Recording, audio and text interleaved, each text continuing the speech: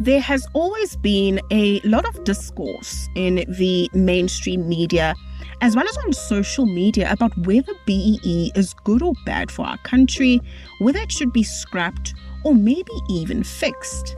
In this video, we take a look at this controversial policy and present this question to our audience. Should South Africa do away with BEE? Hello everyone, and welcome back to FinEd, your favorite financial education channel. Before we begin, hit that subscribe button and help us grow our community. Broad-based Black Economic Empowerment, or BEE or Triple BEE, is a South African government policy designed to advance economic transformation and enhance the economic participation of Black people in the South African economy. Black includes African, coloured, and Indian South African citizens. The South African government introduced the Broad-Based Black Economic Empowerment Act 53 in 2003 to address the inequalities suffered by Black South Africans due to apartheid. The Act also introduced the Generic Codes of Good Practice, initially gazetted in 2007 and amended in 2013, coming into effect in 2015. Additionally, sector-specific codes were created for industries like agriculture, finance, ICT, property, and tourism. BEE aims to increase the participation of Black people in the management, ownership, and control of South Africa's economy by measuring their involvement across several specified BEE elements. BEE implementation can be direct or indirect. Directly, entities seeking to do business with the government or parastatals must comply with BEE codes to receive licenses, quotas, tenders, or permissions. Indirectly, compliance is pressured through procurement policies requiring suppliers to have a particular BEE status. Some industries, such as mining, mandate BEE compliance by law for obtaining rights. Entities must undergo audits by verification agencies to determine their BEE status, proving their activity, spending, and contributions to 5 empowerment elements: ownership, management control, skills development, enterprise and supplier development, socio-economic development.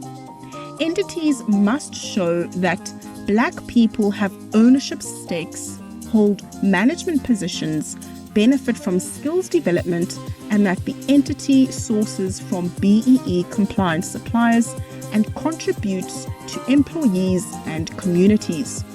Each element has its own scorecard and measurement principles, with ownership, skills development, and enterprise and supplier development being priority elements.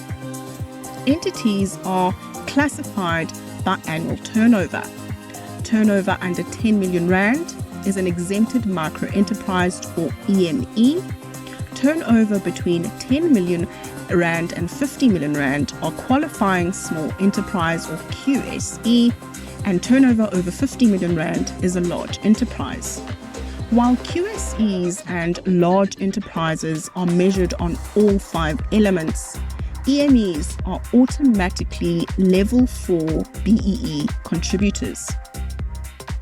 What are the advantages of BEE? Triple BEE promotes economic inclusion through preferential procurement, prioritizing suppliers and contractors owned or managed by Black people. It increases Black representation as owners and shareholders of companies through initiatives like share sales, employee share ownership plans, and broad-based ownership schemes. BEE encourages companies to ensure workforce representation, setting targets for recruiting and promoting Black employees, and providing training and development opportunities. Lastly, BEE leads to more innovative solutions when businesses are owned and controlled by a diverse group of people. Now, What are the disadvantages of BEE? Unethical practices. Issues like excluding Black partners after obtaining work, setting up subsidiary companies to dilute BEE shareholding, and outright fraud such as fake BEE certifications. Limited impact. Moeletsi Mbeki criticized BEE for creating a small class of wealthy but unproductive Black crony capitalists and not significantly benefiting the disadvantaged majority. BEE, in his book, Architects of Poverty, Why African Capitalism Needs Changing, he wrote that BEE strikes a fatal blow against Black entrepreneurship by creating a small class of unproductive but wealthy Black crony capitalists made up of ANC politicians. It is interesting to note that several countries have implemented policies aimed at economic empowerment and inclusion, but BEE is unique in its specific targeting of economic transformation for Black South Africans. Critics argue that BEE mainly benefits South Africa's political elite with limited impact on the broader Black population. Dr. Anthea Jeffrey from the Institute of Race Relations noted that BEE benefits only about 15% of the Black population, while the majority remain unlikely to gain from the policy. The remaining 85% have very little prospect of ever gaining BEE ownership deals, management posts, preferential tenders, or new small businesses to run. Some notable beneficiaries of BEE include Patrice Motsepe, Saki Macozoma, Cyril Ramaphosa, and various large entities that have struck significant BEE deals. Some worthy specific mentions are Patrice Motsepe, brother-in-law of current South African President Cyril Ramaphosa, has an investment vehicle called Ubuntu Botho Investments, which acquired a stake in Sanlam and became its empowerment partner. As of 2022, Ubuntu Botho owns 17.8% of Sanlam, their largest shareholder. It has been more than 2 decades since Standard Bank brought in Saki Macozoma and Cyril Ramaphosa as its strategic partners. The consortium made 10.7 billion rand over a decade.